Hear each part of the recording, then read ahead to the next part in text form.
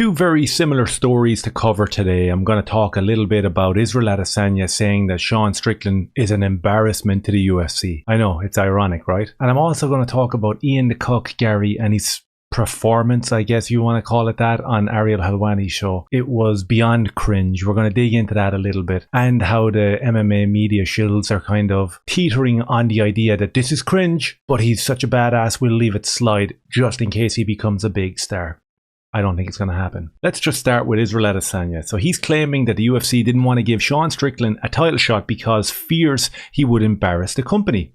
Interesting. That's a very interesting take. It's delusional, but it's interesting. In an interview with Time Sport, Adesanya explained how he did Strickland a favour by pressuring the UFC to make the fight so that he could stay on the card. I've covered this ad nauseum at this stage with Dricus and Israel, because Adesanya wanted a quick turnaround from Dricus. Dricus wanted to give himself the best chance, so he wasn't going to make that card. I don't think anyone expected Dricus or Whitaker to make that card. Then we had the racial attack by Israel Adesanya, and the media and everyone else that was there kind of got hyped for it. So for a split second there, it was a thing, and now apparently Dricus is a coward who's not going to get a title shot. Okay, cool. I was kind of the mind when Strickland was looking doubtful because of visa issues and Cannonier 2 wasn't an option. Just come off the card. Wait for Dricus. This is the one that makes more sense, and it's probably going to be the better fight in terms of decent matchup. But they forced through the Strickland thing. I'm looking forward to a little bit of banter between Strickland and Adesanya, but I'm not sure how that fight goes. If the fight goes the same way the Strickland-Pereira fight went, it's going to be a very short night for Strickland, unfortunately. So Strickland steps in, saves the precious Australian card, and he gets repaid by being told that he's an embarrassment and the organization really didn't want to give you this opportunity. A lot like he said, he's an idiot, you know? The UFC don't want him embarrassing the company, but yeah, that's all I say about it. So he should thank me. He should really thank me for making him get the fight. I pushed for it. He, Eugene Behrman, knows what happened behind the scenes, and I pushed for it, and I'm glad the UFC trusted me and listened to me. So again, this is delusional by Adesanya. For some reason, people think that he's a star. Okay, fine. He's obviously believing the hype as well, and he thinks that he pulls the strings in the background here by demanding the fight happen. But when we're talking about the actual embarrassment of Sean Strickland in a press conference, is it true? Are the UFC embarrassed by Sean Strickland? I'm sure that above Dana White, there's definitely people that do not like what this man says. And we know that not because of Dana White, but probably because of the higher up, that the narrative has to lean a certain way. Like Adesanya is allowed to racially abuse a white person, but if it was the other way around, we know what would happen. And there's plenty more examples of that, especially of late, and especially with the media that cover the UFC, you know? They're the people that project the image of what the sport is and what the company is, and the majority of these dudes are complete and utter wokesters. So is Sean Strickland the most embarrassing person or thing in the UFC? So let's make a list of the UFC fighters that are on the UFC roster that represent the company, that go out there and they project their image on the world as a UFC champion or fighter, and that are a complete and utter embarrassment, but for some strange reason these seem to slide under the radar and they get a pass from everybody. Let's throw some names around. Let's talk about John Jones, the greatest, the GOAT. The dude failed a bunch of tests. The dude has a very sketchy past. He's done some appalling things to women. He's pretty much headlining cards. There's nothing wrong with that whatsoever. He's a good guy, apparently.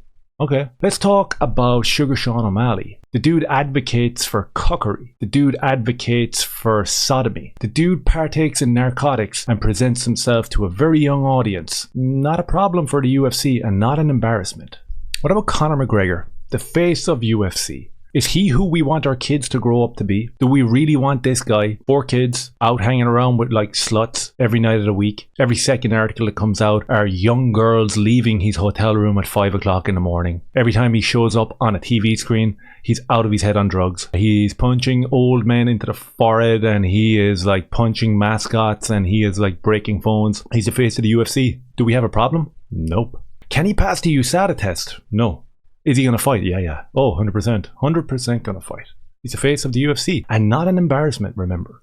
Not an embarrassment. What about Jorge Masvidal, involving himself in street felonies, and parents and very close members of his family are involved in the same type of criminal activity, promotes a lot of violence out on the street. No problem there. No embarrassment with him.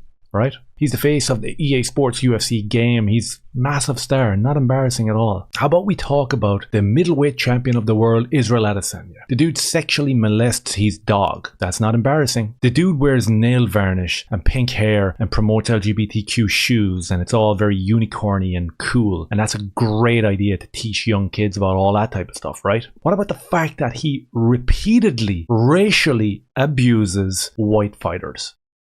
Not an embarrassment.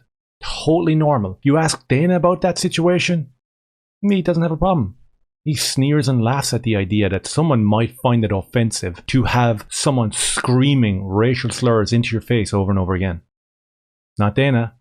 Not Israel. None of them guys are embarrassed of anything of this. Sean Strickland is the embarrassment to the UFC. Sean Strickland promotes the idea of a traditional household where a wife would look after the children and the husband would go out to work and they'd live a wholesome life. And we know that this is a far right concept, so we understand that. He promotes the idea of actually abiding by the constitution of the country where he lives. That's not embarrassing to me. He endorses the idea that children should be children and should not be sexualized by men dressed up as women inside a library at story time. He's not interested in any of that. Okay, so this is the person that Israel thinks is an embarrassment to the company, and the great and powerful Izzy himself had to put his neck on the line to get him a fight, and that he should be thanking him. And if it wasn't for my power and my stature pulling the strings behind the scenes, you wouldn't have got this fight. So I guess in certain people's delusional minds, Strickland is an embarrassment, and all the people that I listed there are perfectly fine. Okay, fair enough. If you want to play that game, let's play that game. So we'll jump over here to the second cringiest story of the week, and that is Ian the Cuck Garry. Let's have a little listen to this. No, I believe that I am carrying this 292 card on my back. Wow. And that if it wasn't for me, this card would go down the drain. So Ian the Cuck Garry believes that he's carrying UFC 292 on his back, and if it wasn't for me, this whole card would go down the drain. Yep, I'm giving it a little bit of time here for that to sink in. When I heard this interview, I could not help but go red in the face and feel extremely embarrassed. And that's literally it. And I wasn't the only one. Holy shit. The comment section destroyed him. The majority of comments that I read on this particular video were like, "Who are you? And we didn't even know you were fighting." That was literally the first 100 comments. And I felt the exact same way. Who are you, bro? You are a good fighter. You've put in some really good performances. You're unbeaten. Okay, fair enough. Do yourself a favor. Shut your mouth and stop talking. It's beyond cringe. It's literally embarrassing the way you're acting. You're speaking with some weird accent where you're from like the really nice side of Dublin, but you're trying to sound like Conor McGregor. That's kind of cringy. Like, this is Paddy Pimblett 2.0. We see where that's after ending up for that dude. He's in the gutter right now looking up at the stars. All it takes is one loss or one bad performance from Garry, and all the weight that's pushing back against his cringe right now is going to grow exponentially, and he's going to be done. He's going to be done. I watched a Chael Sonnen video this morning for my sins, and to be honest with you, the patterns of speech kind of bother me. You know, these little nuances that he says over and over again. It's like, okay, dude, I've seen you say that a million times. Change the script. But there's a certain opinion that he espouses over and over again, and I've seen a lot of MMA people pick it up, especially YouTubers that watch Chael and have been fans for years. And he kind of talks people up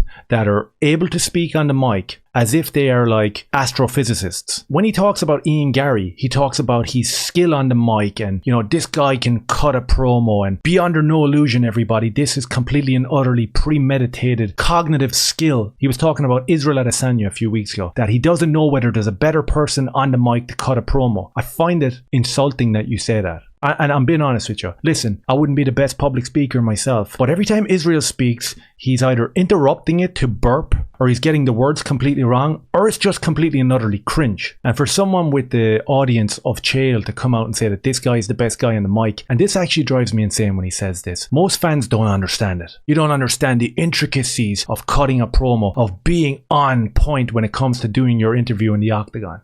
It's like, dude, shut the fuck up. These guys, some people can speak good, some people can speak bad. That's it. And it's a constant barrage of Ian Garry, Israel Adesanya are just levels above the majority of other fighters when it comes to cutting a promo or getting on the mic. There's levels to this game, and most people don't understand it, and it's infuriating to listen to. It's completely and utterly infuriating to listen to. And when you listen to his video, who covered this particular instance with Ian Garry, and Michael Bisping covered it, they were 100% thinking what everyone else was thinking. This is cringe and embarrassing. That's why they made a video on it, because they knew that there was a lot of eyes on this particular interview and it was cringeworthy. And they didn't have the balls to actually follow through and say, shut the fuck up, bro.